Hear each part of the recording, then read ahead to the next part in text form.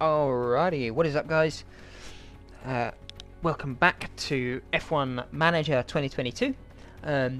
So you find me in my emails already.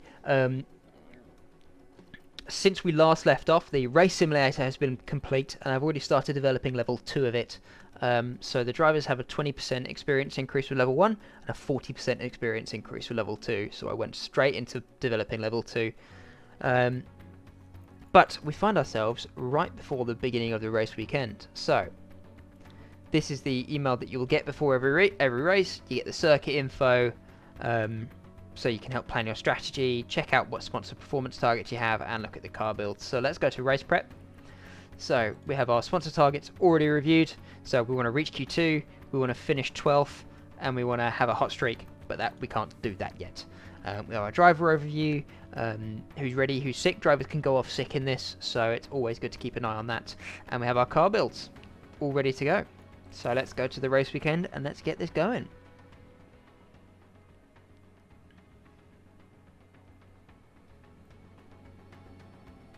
Welcome to the archipelago of Formula One. Bahrain might have a small land footprint, but it's showing its big spirit right now in the grandstands. Either way, it's time for another fantastic weekend of Grand Prix racing. The Bahrain International Circuit is a challenging track, and the cars routinely have to brake from high gear to low to take the narrow turns. With the need for downhill braking, the risk of locking up is one drivers will need to manage. It's all about focus and balance to get victory here. We might still be early in the season, but that doesn't mean we can sit back and relax. Everything is up for grabs, and nothing is certain at this stage. Okay then, let's get to it.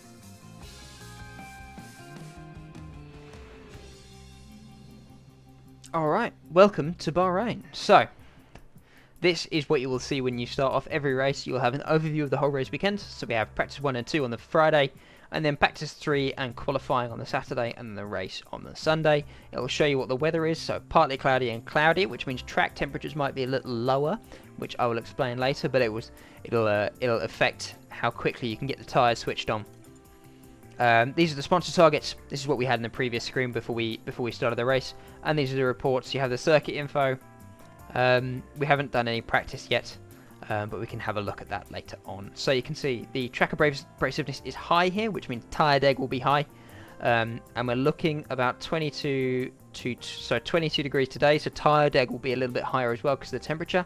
But then on the race, about 20 degrees. That means our tyre degradation will be a little bit lower.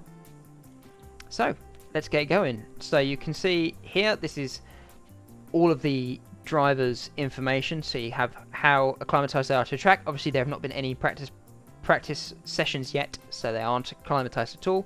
They haven't really driven the cars yet, so they have no car parts knowledge, and obviously because they haven't done any laps, they have no setup knowledge either. So I get 2 sets of hards for the weekend. I doubt I'm going to use hards during the race, so I'm going to put the drivers on hards already, and then I can change the run plan up to 25 laps for both of them. Just do a slightly longer stint to start with so we can get as much feedback on the car as we can. And let's go straight to practice. We are going to manage this practice. You can auto manage it, and once you get later in this... Radio's good. There we go. So, and once you get... I'll just pause it. Once you get later into the season and your engineers are better and your communication between the engineer and the driver is a lot better, you can then let the practice sessions manage themselves and you'll get the results you want. But for the minute, we are going to manage them ourselves. So let's send Magnussen out, which you get this nice little cutscene for.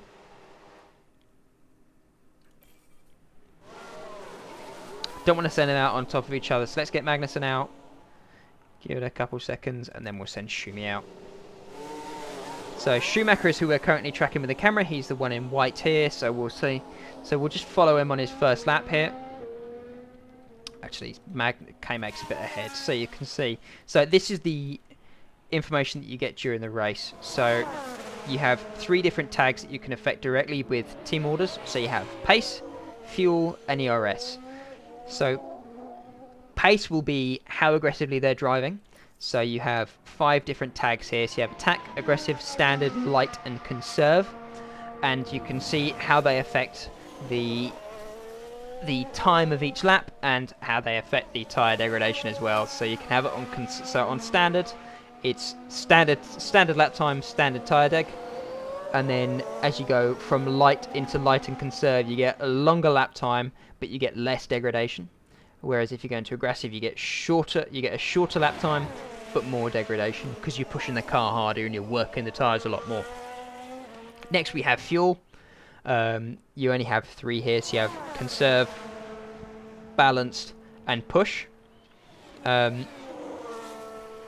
This will probably don't need to worry about this, especially if you're running a pretty tight fuel regimen. But if there's something like a safety car during the race, and then the driver's going a lot slower for a while, they'll generally save a lot of fuel. So you can then put them onto push, where they will again push a lot harder, burn a lot more fuel. But if you have that surplus of fuel, you'll burn off that surplus, which will make your car lighter, and then you'll also go a bit faster as well. And then thirdly, you have ERS. This is the electronic system on the cars.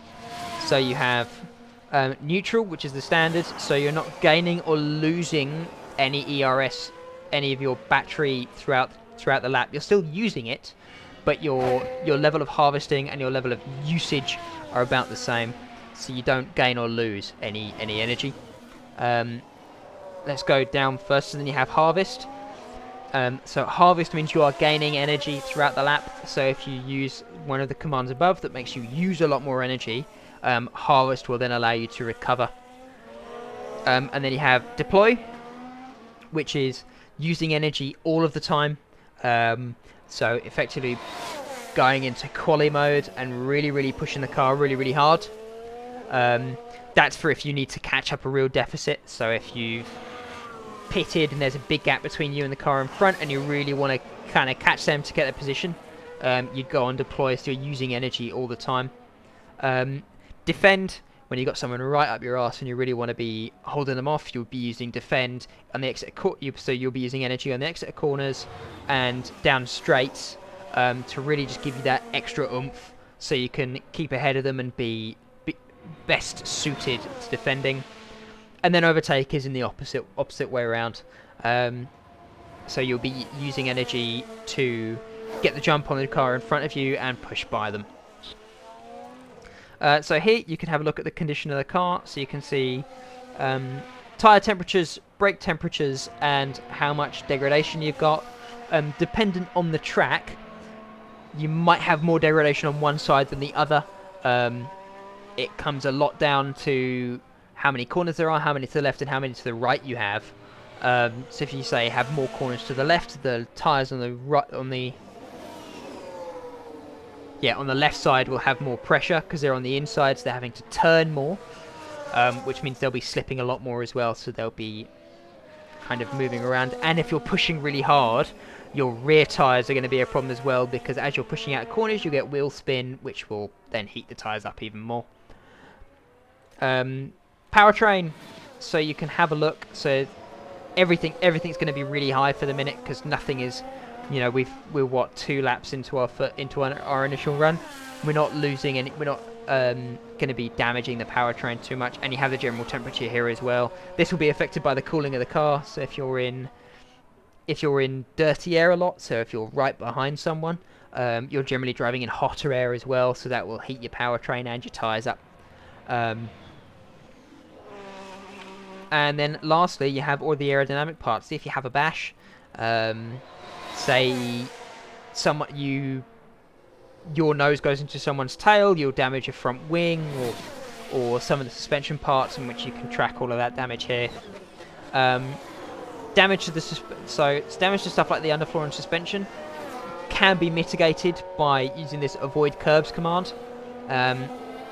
It'll just make sure that the driver's a lot more careful about being in the center of a corner and not being too aggressive on the curbs, because curbs will damage the car. And then for temperature, you can drive in clean air, so the driver will drive in cooler air, so they aren't heating the car up too much. though it will stop. Though it will affect your ability to follow someone because you won't be in their slipstream. Alrighty, so this is how to this little spanner here is for pitting the car. You generally set strategies before the race, but if that changes throughout the race, you can call the car in, change what tyres you want, and make any changes to the aerodynamics that you can change during the race as well. So you can change the wing angle during the race. And then lastly, you have the driver. So these driver commands that you have here, so you can have don't fight your teammate. So if, say, Schumacher was steaming up, Magnussen's back end was a lot faster every lap, you could say don't fight your teammate, and then Magnussen would just move over and let Schumacher through. Or if you're acting like a proper rear gunner, not like George Russell, you can say hold back cars behind, and it will help defend the teammate that you have in front of you, and really make the driver defend hard. Now you have timings. So this is the general timings of everyone around you on the table and stuff. So the car in front is Bottas, as you can see on the timing table. Ooh, it's not Bottas anymore. They're at Tsunoda. I wonder how that refreshes. There we go.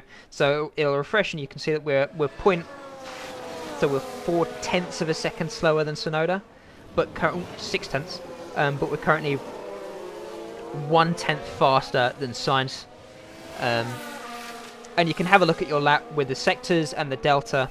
So yellow sector means we haven't improved, green sector means personal best, and purple sector means track best.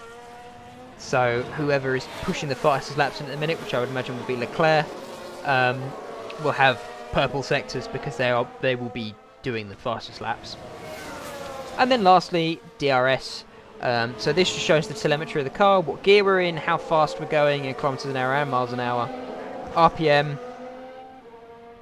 And then once we hit a DRS zone, and the rear wing opens, so we're not actually anywhere near a DRS zone at the minute, I don't think. No, because we're just coming down the back straight here. Are we? Yeah, back straight. So DRS will be opening soon. Now, there we go. DRS is open. Got a little tick there by DRS. And this is just repeated on this side here.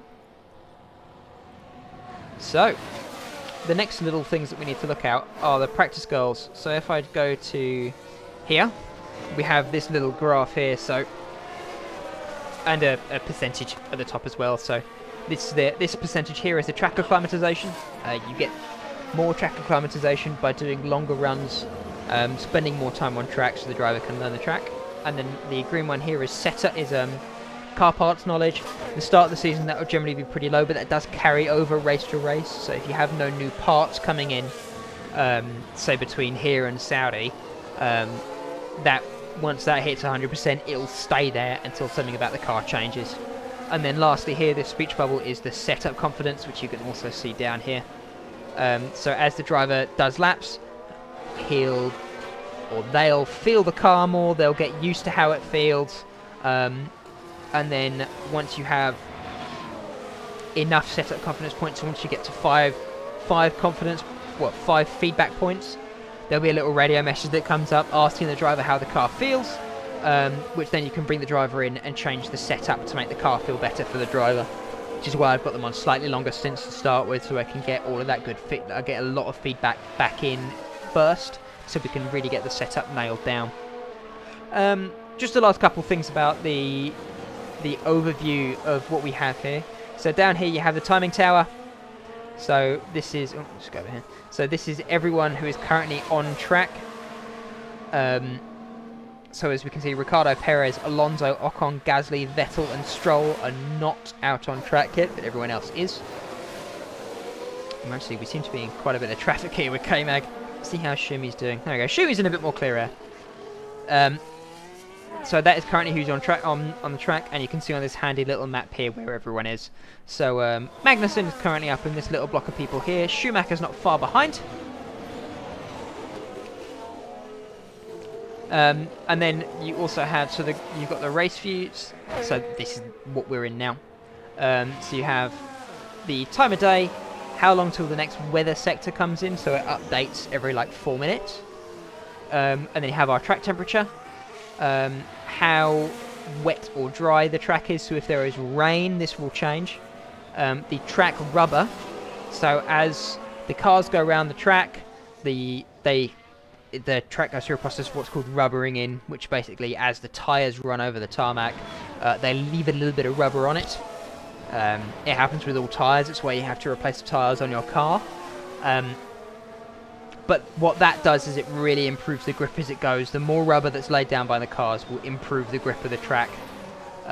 So as this track rubber goes up, the track grip will generally follow it. So because it's already a very abrasive surface, the track grip is normal already, but the once the track rubber's in, that'll go up to high. And then lastly, so we have the graphic view. This is basically the timing tower on the left side, but it's all the information that you have in it. So you have time to leader, interval, what their last lap time was, their Sector 1, Sector 2 and Sector 3 time. So you can see Charles Leclerc currently has a purple sector. Everyone else is on a green sector, so everyone else is improving, other than our guys. Well, actually, Mick's improving quite a bit. What tyres were on and what current state of deg they are, and how many laps they've done. This is all available, if I just go back to race view here as well, so you can have a look at tyres, sectors, last lap, laps, interval, leader, all that jazz. So I generally like having it on interval. So it's how close we are to the car in front. So you can see Schumacher is currently 0.039 seconds off the back of Albon in lap time in practice. During the race, that will be how far apart everyone is in track position. So if I was 0.93 seconds behind Albon, I would probably be by his side and going by him. Okie dokie. And then you have lap history, so you can look at for each individual driver. So you can see, so he's all the way down to 11th at the minute. Though Schumacher is improving, so Schumacher might go up, and then the same in Magnussen. He's currently qualifying in 10th. Well, he's currently lapping in 10th position. And then you have their tyre history, so you can see when they started and how many laps they're on. So if drivers are running through different tyre histories, especially during a race, is a very useful tool, because you can look at it and see how the drivers' strategies are changing throughout the race with their tyre history, so you can use it for future reference. Events, so this is if there's a crash, someone runs wide, someone breaks down, that will all come up on here. If there's rain and DRS is disabled, or if there's a safety car, that'll all come up on the timeline. Sponsors, just to remind you what your streaks are, and then reports, so you can have a look at what's going on. And then lastly, this is what's called the strategy view. So this is the prediction view. So this is for during practice. Who is going to have where they're going to be by the end of their stint, which is this blue bar here. So they're both on 25 lap stints on their hard tyres. So it's going to say that Schumacher's going to be doing well for track acclimatization and car parts knowledge, as will K-Mag. Just basic information about the drivers, same information that you can see in these little bars down here for this. The cars, so you can see fuel load, and then all these bars up at the top of the car conditions. So you got the ERS, the engine, the gearbox, and the ERS sat up at the top, and then the track you can see. So the yellow one is rubbering in. It's not going to rain, but you can see as it rubbers in, the track grip slightly increases as well, and that will just increase over the weekend. Okie dokie. So let's just skip on here. This is the map view, so this is just that view. When you go over 4 times speed, obviously it's not going to be very easy to look at the cars. In 4 times speed, just pushing it on. A very useful feature. You get these little replays. So this is Vettel going wide with a little bit of commentary there. Will they be able to recover? We'll see. A little bit of commentary just for kind of that added little bit of extra drama, which is always interesting. Alright, so let's just skip things on a bit. Let's go up to 8 times speed. so we can really push the drivers on, so I can show you guys how setups work. So it'll be K-Mag will come up first. Someone else has gone wide.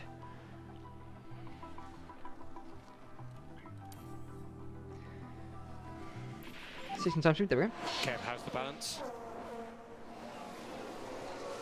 Okay, so something feels off with the car. So, let's box K-Mag, which will get the same thing for Schumacher very shortly.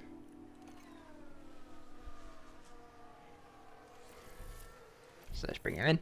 Okay, now, once Kevin Magnussen is in the pit, we can go to the reconfigure tab. And this is where the setup comes into play. So tyres wise, he's not reused many of his hard. So this is the pit overlay as well. Though during practice you get more information on this. So he's only done 25 laps on these hards, so he can stay on the tyres. Car parts we don't have to change any wings. So setup is what we need to look at. As the drivers get more confident with their setups and know where everything is, these little blue range bars here will change. So they'll get smaller as you dial the setup in. So he's about 47% confident with the setup. But what you can then do is you can then change the setup of the car to better drive. So make the car drive better. And as you highlight each thing, you see that these are going blue.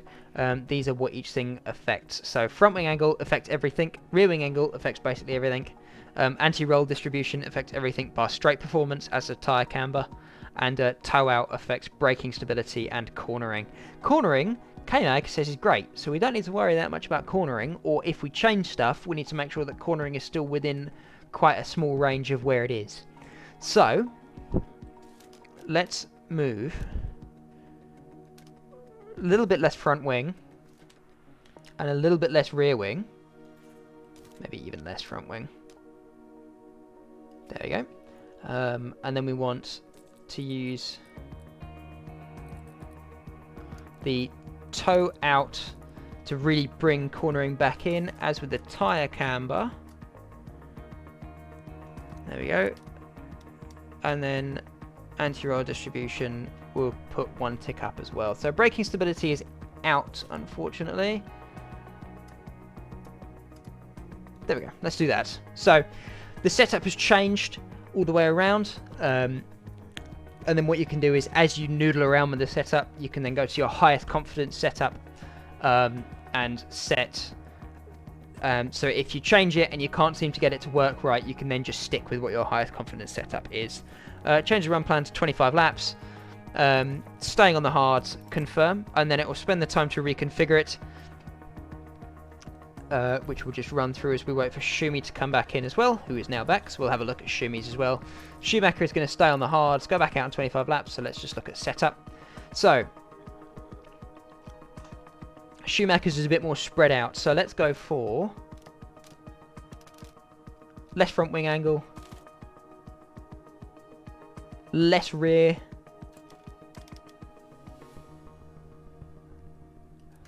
anti-roll bar.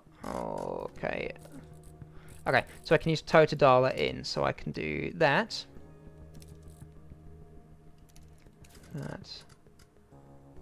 and that. There we go. So let's see how that works.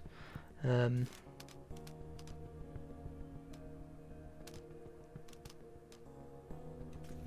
see how that goes. Confirm, and then we'll let those reconfigure, and then we'll send the drivers out again.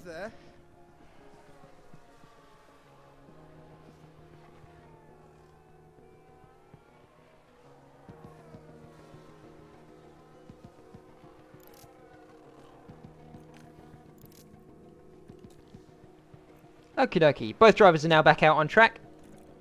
So now we're just going to spend a little bit more of the practice session dialing the cars in. So I will catch you guys at the start of practice 2. Okie dokie, so I said I'd come back at the start of practice 2. However, K-Mag's balance has come back very quickly, as has Mick's. So we're going to call both cars in. So Kevin Magnussen, when he replied, said the car feels pretty good. So he's up to 64%. So he's still struggling with oversteer. So let's go for a little bit more front wing. And he's still struggling on straights performance as well. So let's go for a little less rear wing. And then braking stab, he said was great. Cornering was good and traction was good. So let's go for that and then noodle the toe in.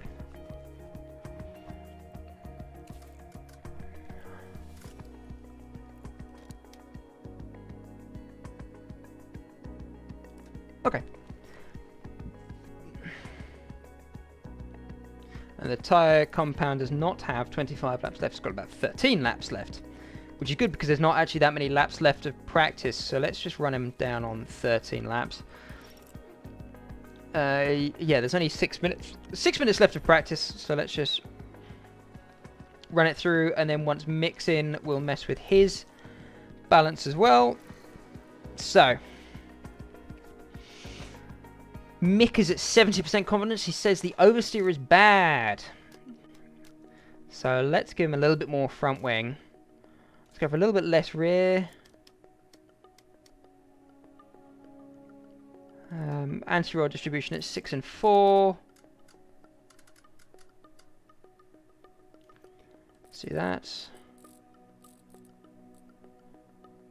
And that. Let's see how he feels about that. And then he's only got 12 laps left on his tyres. So let's run him for 12 laps. Confirm. Okie dokie. And I think reconfigure time will probably mean I've only got about 2 minutes left in the session anyway. But the cars will be all set up and ready for the start of the next session. So let's not bother even setting them out. Let's not use the fuel. So let's just skip on to the end of the session. Okay, you're coming back to us now, Mick. Okie, and it skips us all the way down to 1 times while everyone comes back into the pits. So let's just skip it up to 16 times. And there we go. Okay, so this is the final timing tower. We weren't very quick, but we weren't very good on the setups to start with. And we were doing long runs on hards as well. So, we're back to the overview. We can go straight into practice 2, but I'm probably going to end this episode here. So, we'll just have a quick look at the practice 1 report. Oh, I need to finish all practice sessions. Never mind. So, that was practice 1. Ooh, that was really loud. Apologies. So, what I'm going to do is I'm going to go through practice 2 and 3, dial the setup more. It's just going to be more of doing the same of more of what we've done already. And then I'll meet you guys at the start of quali. Thank you very much for watching. I will see you around. Bye bye.